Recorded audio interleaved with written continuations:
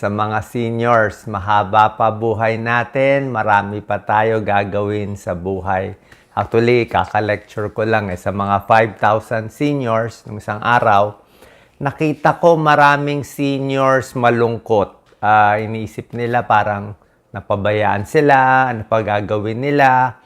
Yung mga anak nila, baka hindi sila binabantayan o medyo mababa ang tingin sa mga seniors. Wala sila magawa. Pero marami pa tayong magagawa. Tingnan natin to. Number 1, okay? Siyempre, may purpose pa tayo sa buhay, di ba? Basta nabubuhay, may purpose pa. Kung wala ng purpose, di dapat wala na dito, di ba? Ganun lang ka-basic yun Maganda, lagi nag-aaral, lifelong learning para gumagana yung utak natin. Number 2, maraming mga senior nagrereklamo, masakit ang katawan, ganito nararamdaman. Yung mga back pain, very common. Mga high blood, sakit sa puso, yung mga arthritis. Ang hindi alam ng karamihan, the body can heal itself at any age. Okay? Magaling ginawa ng Diyos sa katawan natin, nag-a-adjust yan, inaayos niya. Meron nga nagtanong sa akin Doc, may bara yung puso ko. Hindi na daw ako maoperahan sa puso, matanda na daw kasi ako, pwede pa ba ako gumaling? Sabi ko, pwede pa gumaling. Yung iba nga laging masakit ang dibdib, maintenance lang sa gamot. Yung puso, minsan gumagawa siya ng heart collaterals. Nagkakaroon ng mga dagdag na ugat. At dahil dito sa mga dagdag na ugat, lumalakas ulit yung puso nila. So, merong mga paraan na lumalakas ulit yung katawan natin. Kahit yung mga arthritis, basta konting tiyaga lang, isipin mo lang bata ka pa. Okay? Kasi pag inisip mo matanda na, doon tayo lalo maghihina. Number 3, kailangan mag-focus na tayo dito sa kinakain natin, tsaka sa health natin.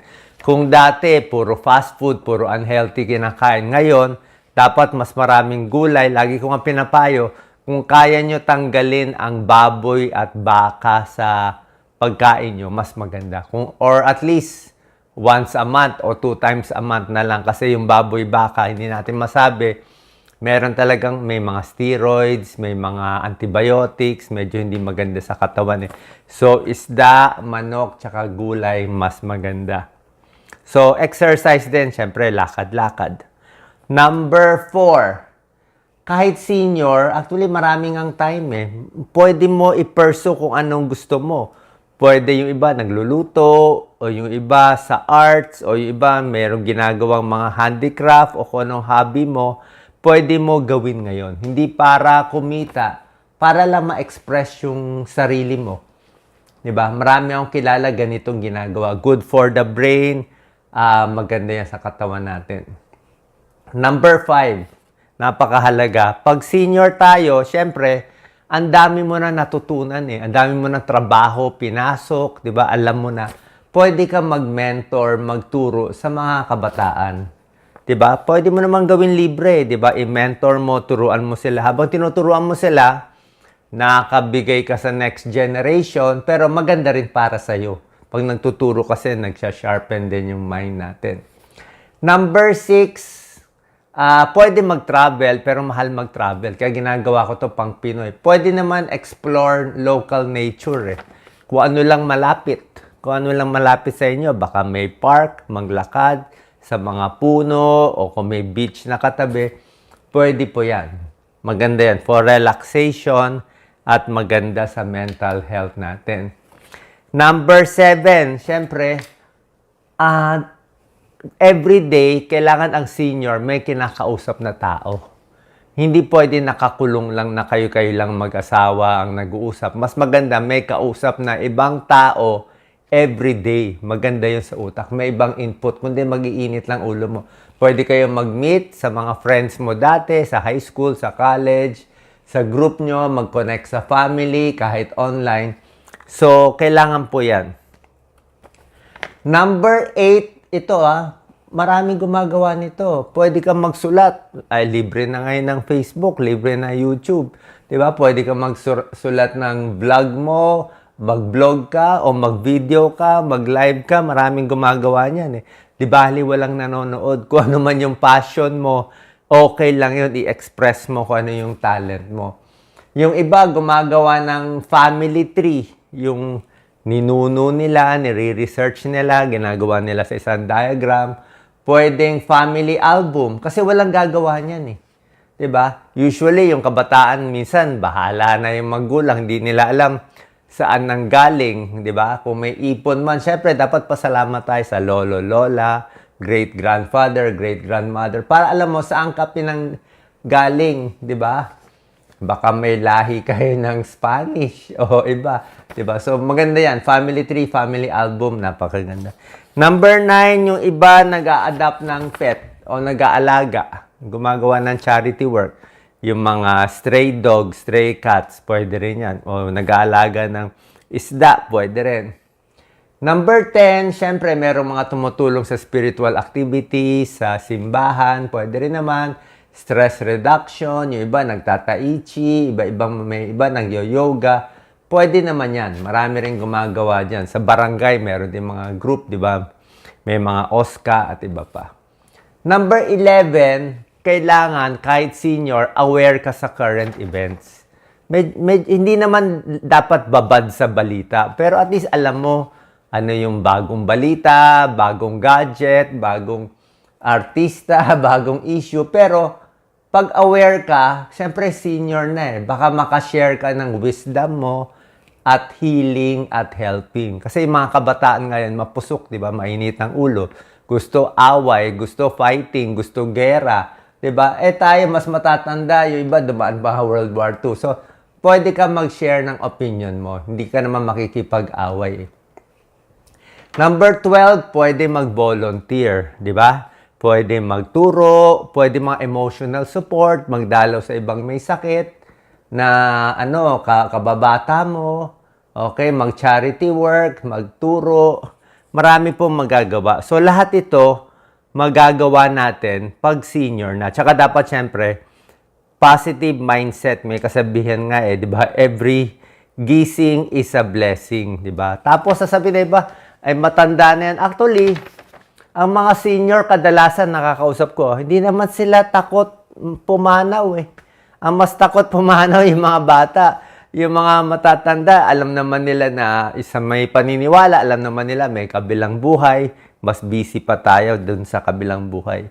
May kasabihan, believe and achieve. Basta naniniwala ka sa Diyos, naniniwala ka sa universe, you will achieve. Doubt and you're out. Pag nagduda ka na wala na pag-asa, dun ka talaga matataranta. So, ilabas mo lang yung talent mo, lalo na yung iba nga sila, Warren Buffett, naging billionaire at age 70 eh. 70 years old siya, yumaman. Doon kumita yung stocks niya. Si KFC, Colonel Sanders, 65 years old siya nag-start. Nag-umpisa pa lang nung Kentucky Fried Chicken niya. So, marami pa tayong magagawa kahit senior. May purpose pa tayo sa mundo. Dagdag ko lang konting tips. Age 40 up. Paggising, syempre may konting adjustment lang, di ba? Mas masakit yung katawan, mas dahan-dahan ng galaw. Huwag biglang twisting, huwag biglang upo, baka mahilo. Yun lang, mas dahan-dahan para mag-balance lang yung sa ulo natin. Hindi mag-vertigo, hindi mahilo. Sa umaga, isang basong tubig, lagi ko sinasabi, napakahalaga pag inom ng tubig. 1 to 2 glasses. Ang bawal lang yung 3 baso sabay-sabay. Yung 3 glasses, baka malunod yung puso eh. O 2, basta inom, pahinga, bigyan mo ng gap. Napakahalaga tubig. At least 8 glasses or more in a day. Konting stretching kasi hindi na pwede walang stretch. Unti-unti. Kung kailan hindi masakit ang katawan, konting stretch kasi nag-a-adjust yung katawan natin lalo na may back pain. Hindi pwede lagi nakaupo Upo, tayo. Hindi rin tayo makatayo ng matagal, masakit na tuhod, hindi rin makaupo ng matagal. Kaya nga palit-palit upo tayo, upo tayo. Mas maganda rin yung upuan nyo may malambot na kutsyon. Huwag na kayo umupo sa bangko, bangkito, o matigas na silya. Dapat may kutsyon lagi kasi sasciatica ka. Piriformis, may ipit yung mga nerves mo sa puwet, mamamanhid yung paa. Yan, stretching. Move deliberately, walang jerky movements, yung biglang ikot, biglang takbo, o biglang akyat ng hagdanan. Isip mo, bata ka pa, biglang akyat kasi usually medyo mabagal na reflexes natin. So, lahat na gagawa, dahan-dahan lang. Healthy ang breakfast dapat. Tulad na sinabi ko, bawas baboy, baka. Bakit? Hindi lang sa puso. Prostate, ayaw rin ng beef. So, maraming ayaw eh.